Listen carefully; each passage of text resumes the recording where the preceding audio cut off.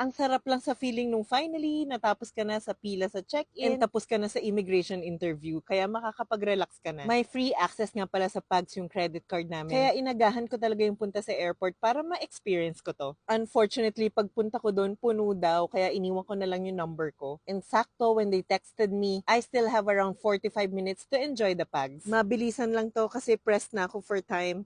Pero I think nasulit ko pa rin. May mga breads, cereals, soups, pasta, rice, meat, depende na lang kung gaano kayo kagutom. Ako sakto lang, ayoko i-over yung sarili ko kasi baka magsuka ako sa airplane. Ang pinaka gusto ko talagang tikman dito is itong sikat na siomay ng Pags. They also have siopaw, make your own lugaw, big scoop ice cream, juice, iba-ibang alcoholic drinks, meron ding soda, beer, at syempre, hindi pwedeng mawawala ang coffee. Ang swerte ko that day kasi nakakuha ako ng spot na may view while having my coffee and siomay. Ang sarap lang mag-chill before your flight, di ba? I got a cup of coffee, lugaw, siomay, and bean curd. I like this. Ang sarap ng mainit na lugaw sa tummy. Nakaka-relax. And guys, legit nga yung siomay. Masarap. Maliit lang siya, pero yung quality, ito yung type ng siomay na malagkit-lagkit yung balat. At itong bean curd, nagulat ako, ang sarap. Kaya ito, nag-second round pa ako. Trinay ko na rin yung ice cream and siopaw nila. Kaya kung mahilig kayo mag-travel, i-check nyo yung benefits ng credit card nyo. Baka may free access din dito. Sarap mag-chill dito. Be mindful lang sa boarding time nyo, okay?